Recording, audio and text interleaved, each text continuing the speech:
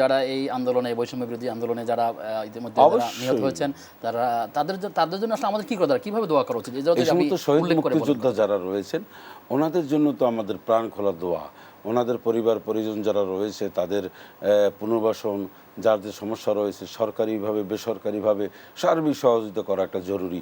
এ প্রসঙ্গে একটা কথা বলি, এই বৈষম্য বিরোধী ছাত্র আন্দোলনে যে সমস্ত ছাত্র জনতা যারা শাহাদাত বরণ করেছেন, ছাত্র জনতা সাধারণ মানুষ সবাইকে একটা সরকারিভাবে এদেরকে একটা সম্মানী দেওয়া, তাদেরকে তাদের পরিবার থেকে যাদের প্রয়োজন চাকরি পুনর্বাসন করা, চাকরি দেওয়া এবং তাদের জন্য একটি সম্মানী খেতাব যেগুলি রয়েছে সেগুলি দেওয়া। এটা একেবারে দুনিয়া যতদিন থাকবে ততদিন তাদের নাম যেন স্বর্ণাক্ষরে লেখা থাকে, তাদেরকে দেওয়া, সুচিকিৎসা ব্যবস্থা করা। যারা পঙ্গুত্ব বরণ করেছে, যাদের পা নেই চোখ নেই, তারা আর্থিকভাবে যদি সলভ হয়েও থাকে, আর্থিকভাবে যদি তারা স্বাবলম্বী হয়েও যদি থাকে, তারপরও তাদের জন্য এমন একটা সম্মানজনক একটা জায়গা দেওয়া যাতে করে তারা এই কষ্টটা অন্তত কিছুটা হলেও ভুলে যায়।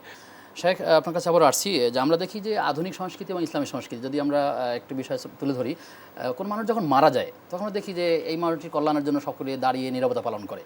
এই ক্ষেত্রে ইসলামী সংস্কৃতি কি আছে, কি করা উচিত? হাদিস এবং সুন্নাতে কি আছে আসলে কোনো একটি মৃত্যু হলে তার কি করা উচিত? এটা তো আমাদের মুসলিমদের সবারই বিষয়ে আসলে খেয়াল রাখা দরকার। কি করণীয় আছে? মানুষের একান্ত তৈরি করা যে কোনো ধরনের সংস্কৃতি বা যে কোনো ধরনের পদ্ধতি, এটি আসলে ইসলাম সম্মত না। একজন মানুষ দুনিয়া থেকে চলে যাওয়ার পরে সে কি পায়, তার প্রাপ্যটা কি, এটা আমাদের জানা দরকার আগে।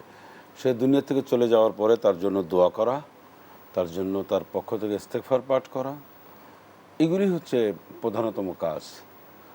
তার জন্য দান সাদকা করা, হ্যাঁ, এবং তার ভালো ভালো কর্মগুলি নিয়ে আলাপ আলোচনা করা, সেমিনার সিম্পোজিয়ামে তার কথাবার্তা, তার পজিটিভ দিকগুলি, তার অবদানের কথাগুলি আলোচনা করা, এগুলি কিন্তু সবের রাস্তায় যাবে। এখন সেগুলি না করে যে আমরা অনেক কিছু করতে পারে, এখন এগুলি না করে যদি আমরা 1 মিনিট নীরবতা পালন করি, তো এই নীরবতা উনি পাইলেনটা কি? আমিও বা কী দিলাম, উনিও বা কী পেলেন? আচ্ছা, একজন মুক্তিযোদ্ধা দেশের জন্য অনেক কিছু করেছেন, তারা আমাদের সর্বোচ্চ সম্মানের ব্যক্তি। যারা শহীদ মুক্তিযোদ্ধা তাদের জন্য আমরা সারাটা সবসময় দোয়া করি।